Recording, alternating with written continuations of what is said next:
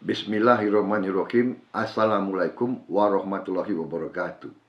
Salam sejahtera bagi kita sekalian. Shalom, Om Swastiastu, Nama Budaya. Saya ingin menyampaikan beberapa pikiran-pikiran saya pada saat negara kita saat ini menghadapi keadaan yang kita ketahui bersama adalah cukup memprihatinkan. Saudara-saudara sekalian, sudah berkali-kali saya menyampaikan, baik melalui tulisan, melalui pidato-pidato, maupun melalui pesan-pesan yang disiarkan melalui internet dan media-media lain.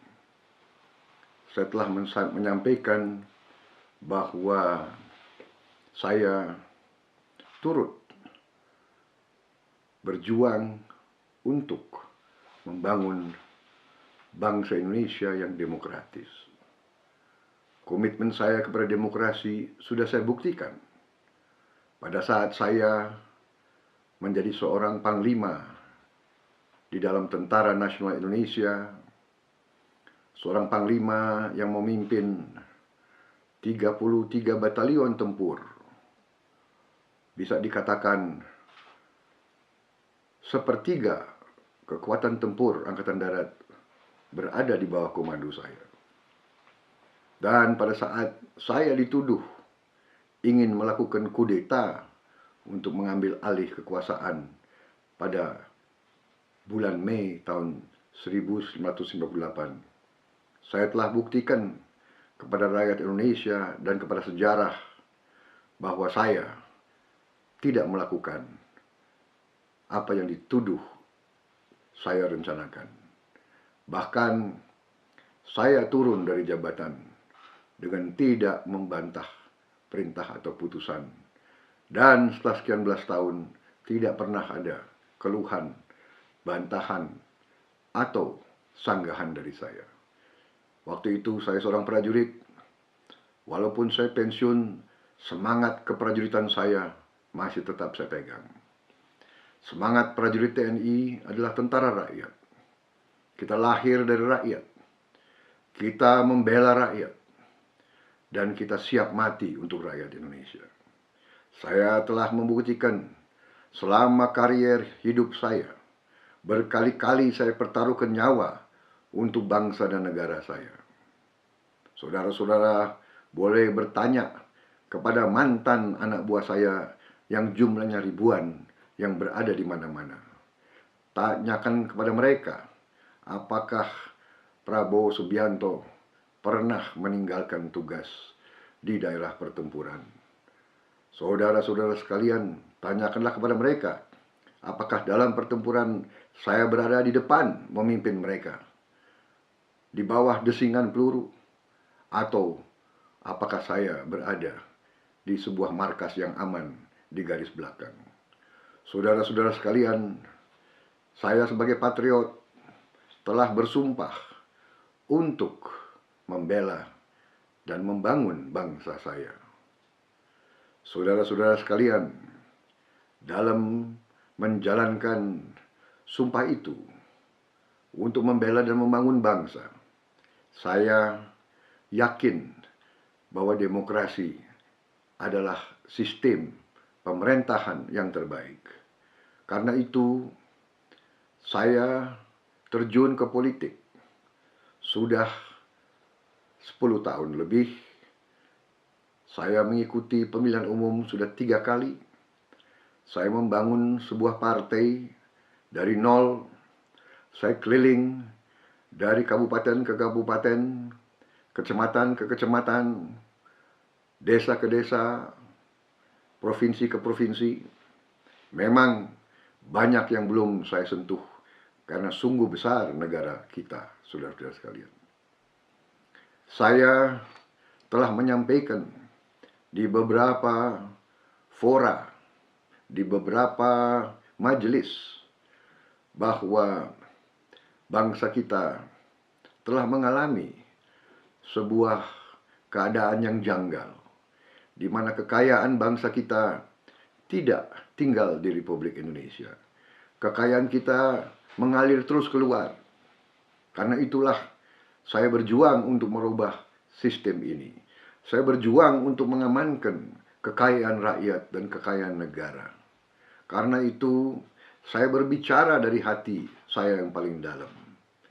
Saudara-saudara sekalian, saya percaya bahwa demokrasi harus dilaksanakan dengan sebaik-baiknya. Karena itu, pelaksanaan pemilihan presiden yang baru kita laksanakan adalah harapan kita semua bahwa mandat yang diberikan kepada rakyat, saya ulangi, diberikan dari rakyat kepada siapapun, bahwa mandat itu harus diberikan secara benar-benar, secara adil, secara terbuka, secara bersih, secara jujur. Esensi demokrasi adalah pemilihan yang bersih dan pemilihan yang jujur. Saudara-saudara sekalian, dalam pemilihan presiden yang baru lalu, ternyata kita temukan kecurangan-kecurangan yang terlalu banyak, kecurangan-kecurangan yang terlalu masif, yang terlalu sistematis. Kita juga mengalami bahwa penyelenggara pemilu tidak adil, memihak salah satu kontestan. Protes-protes kami, himbauan-himbauan kami sebagai pasangan calon presiden dan calon wakil presiden nomor 1 tidak pernah dihiraukan. Rekomendasi-rekomendasi Bawaslu di beberapa tempat tidak pernah diindahkan. Saudara-saudara sekalian, tim hukum kami dan tim data kami telah menemukan suatu indikasi kecurangan yang cukup besar. Karena itu, dengan sangat sedih dan sangat menyesal, kami mengatakan bahwa pemilu ini sesungguhnya gagal, bahwa pemilu ini tidak sah, bahwa pemilu presiden ini adalah melanggar kaidah-kaidah demokrasi. Bahwa apabila kita merestui keputusan ini, berarti kita merestui sebuah kecurangan, kita merestui sebuah kebohongan, kita merestui sebuah ketidakbenaran.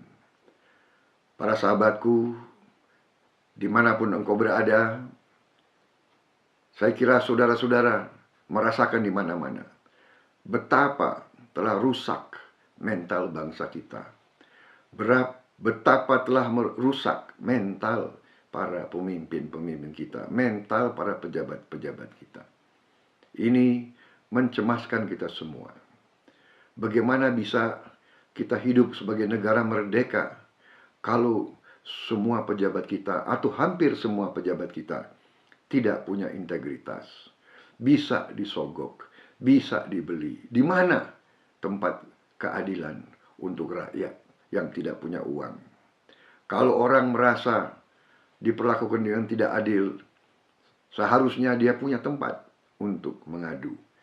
Harusnya dia ke polisi, atau dia ke pengadilan, atau dia minta suatu pembelaan di lembaga-lembaga negara yang didirikan dalam republik kita. Ternyata kalau semua lembaga-lembaga tersebut buntu karena korupsi, karena hakim-hakim sudah tidak punya integritas, hakim bisa dibeli, pejabat KPU bisa dibeli, pejabat KPUD bisa dibeli. Kalau ini semua terjadi, apa masa depan bangsa kita? Di mana bangsa kita bisa bertahan?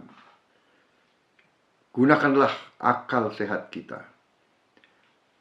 Sungguh-sungguh negara kita menuju kegagalan. Saudara-saudara, saya katakan, ada kalanya dalam hidup kita harus memilih pilihan yang sulit. Apakah kita membela kebenaran atau kita merestui ketidakbenaran? Apakah kita berdiri tegak untuk membela keutuhan bangsa, kemandirian bangsa, dan nilai-nilai yang kita junjung tinggi?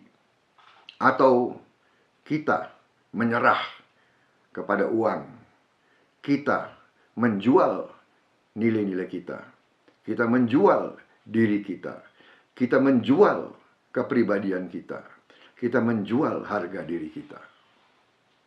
Saudara-saudara, pilihan-pilihan semacam ini sangat sulit. Pada tahun 45, pemimpin-pemimpin kita dihadapkan dengan pilihan semacam ini. Apakah menyatakan kemerdekaan atau menunggu kemerdekaan diberikan oleh penjajah? Pilihan yang sulit. Pilihan itu mengandung risiko. Mereka yang menghendaki menyatakan kemerdekaan agar kemerdekaan kita bukan hadiah dari penjajah, memang mempertaruhkan nyawanya dalam risiko. Dalam 10 November tahun 45, rakyat Surabaya dan pemimpin-pemimpin di Surabaya juga dihadapkan dengan pilihan yang susah, yang sulit. Menyerah kepada ultimatum Inggris untuk angkat tangan dan menyerahkan senjata paling lambat tanggal 9 November, atau menghadapi serbuan dan serangan negara adidaya pada saat itu, yaitu Inggris. Kita bayangkan bagaimana harga diri bangsa kita kalau waktu itu pemimpin-pemimpin Surabaya dan rakyat di Surabaya menyerah. Kalau Gubernur Suryo, Bung Tomo, dan semua pemimpin-pemimpin Jawa Timur dan Surabaya tunduk kepada ultimatum asing, bagaimana harga diri kita sekarang? Juga dalam krisis-krisis besar bangsa kita tahun 65, apakah memilih membela Pancasila atau menyerah kepada ideologi yang tidak sesuai dengan bangsa kita, yaitu komunisme? Saudara-saudara, demikian juga pada tahun 98, pada era reformasi, banyak pemimpin kita juga dihadapkan dengan pilihan yang susah. Membela sistem yang kurang demokratis atau berani membawa reformasi dan demokrasi. Reformasi dan demokrasi telah kita jalankan selama 16 tahun. Saudara-saudara sekalian, banyak lawan-lawan saya selalu hendak mendiskreditkan saya. Saya digambarkan sebagai seorang yang haus kekuasaan, yang nafsu untuk berkuasa. Dan saya digambarkan orang yang suka menggunakan kekerasan, yang kejam, dan sebagainya, dan sebagainya. Saudara-saudara, saya telah membuktikan setelah sekian belas tahun bahwa saya selalu mengutamakan jalan damai. Saya seorang mantan prajurit yang mengerti perang. Saya pernah melihat perang. Saya pernah melihat korban-korban perang. Komandan yang sangat saya hormati gugur di tangan saya. Anak buah saya yang terbaik gugur di sekitar saya. Saya yang harus ke keluarga mereka, ke ibu-ibu mereka, ke istri mereka, ke orang tua mereka untuk memberitahu putranya gugur di bawah kepemimpinan saya. Saya selalu ingin jalan damai. Karena itu saudara-saudara sekalian, fitnah-fitnah yang mereka lantarkan sungguh sangat keji. Saya dituduh ingin menutup semua gereja di Republik Indonesia. Padahal keluarga saya sebagian besar Kristen. Bahkan ibu saya adalah seorang Nasrani. Bahkan di sekitar saya, pengawal-pengawal saya, ajudan-ajudan saya, sekretaris saya, banyak orang Nasrani. Saudara-saudara, saya seorang prajurit, mantan prajurit TNI. Sumpah kita membela seluruh rakyat Indonesia tanpa memandang suku, agama, ras. Saya telah mempertaruhkan nyawa saya. Dan banyak anak buah saya dari berbagai suku dan agama telah gugur di bawah komando saya. Bagaimana bisa saya melanggar sumpah saya dan melupakan pengorbanan anak buah saya? Saudara-saudara, saya juga telah difitnah seolah-olah bahwa saya adalah anti etnis Tionghoa.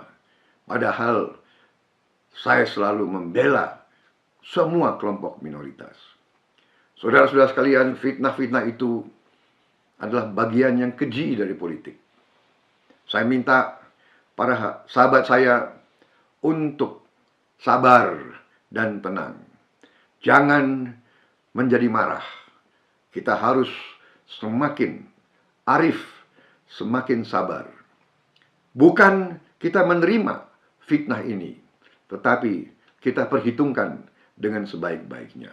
Dan jangan kita balas kedengkian dengan kedengkian. Saya minta, janganlah kita balas kejahatan dengan kejahatan. Janganlah kita balas fitnah dengan fitnah kembali. Saudara-saudara sekalian, dalam situasi kritis ini, saya minta saudara-saudara terus, walaupun sabar, kita juga harus siap. Siap mental kita, siap tenaga kita, siap nafas kita. Dan saya minta saudara-saudara dalam keheningan malam nanti, renungkanlah pendapatmu, renungkanlah sikapmu, renungkanlah jawabanmu. Saya bertanya, apakah kita membela kebenaran terus atau kita menyerah kepada ketidakbenaran, kepada kecurangan, kepada kezoliman.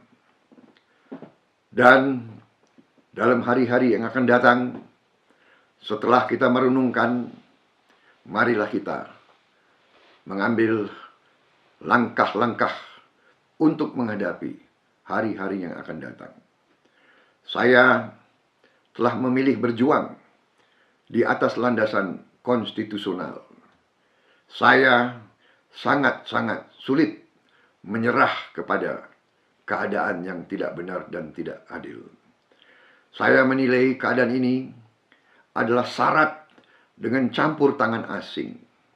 Ada negara-negara tertentu yang ingin Indonesia lemah, yang ingin Indonesia hancur, yang ingin Indonesia miskin.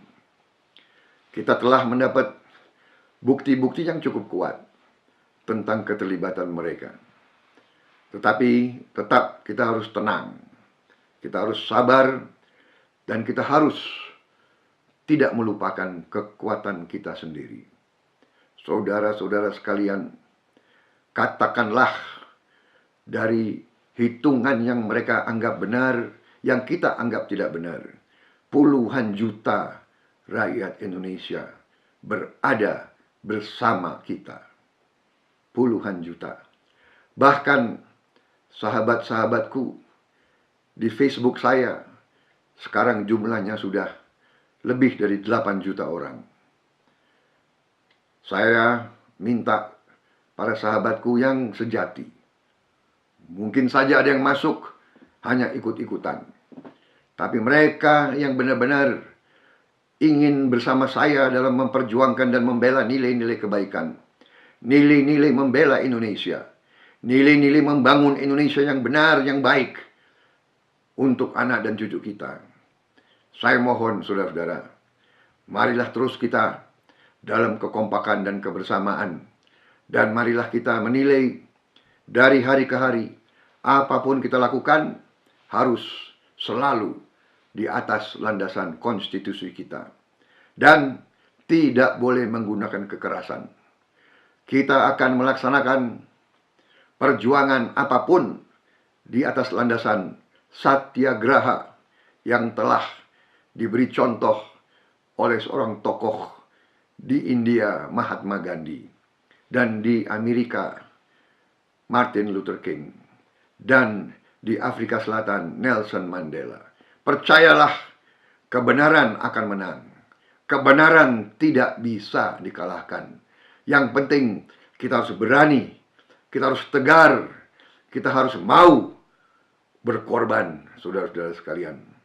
Bung Karno dan Bung Hatta dan Bung Syahrir dan Pak Dirman dan Gubernur Suryo dan I Gusti Ngurah Rai dan semua pahlawan-pahlawan pendiri bangsa kita telah mengajarkan bahwa kalau kita tidak menyerah, kalau kita berani, kalau kita tegar, kebenaran akan unggul, kebenaran akan menang pada saatnya. Kita harus siap menghadapi kesulitan. Kita harus siap menghadapi penderitaan. Tapi pilihannya apa? Kita menyerah? Apakah kita seperti budak yang disuruh duduk-duduk, disuruh berdiri-berdiri, disuruh tunduk-tunduk, disuruh diam-diam, disuruh ambil air, atau kita bangsa yang terhormat, bangsa yang mengerti membela haknya, membela hak-hak rakyat. Saudara-saudara sekalian, kekuatan kita besar, kita kemarin dicurangi. Karena itu, marilah kita susun barisan kita kembali, susun kekuatan kita kembali, dari orang ke orang. Susunlah kekuatanmu, 5 orang demi 5 orang, nanti 10 orang demi 10 orang. Adakan diskusi, bahas di rumah masing-masing, atur. Pada saat nanti kita akan umumkan bagaimana perjuangan kita.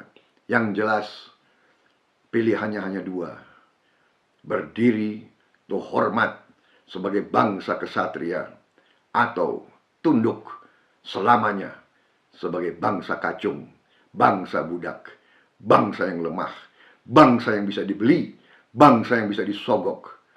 Pilihannya ada di hati kita masing-masing.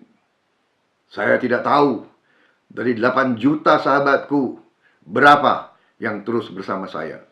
Saya mohon, tolonglah jawab kepada saya sehingga saya tahu siapa yang akan berjuang terus bersama saya sampai titik darah yang penghabisan, atau mereka yang akan melihat dari pinggir, saya pun tidak masalah. Terima kasih. Ini belum akhir dari sebuah perjuangan. Ini baru awal dari perjuangan kita. Merdeka! Wassalamualaikum warahmatullahi wabarakatuh.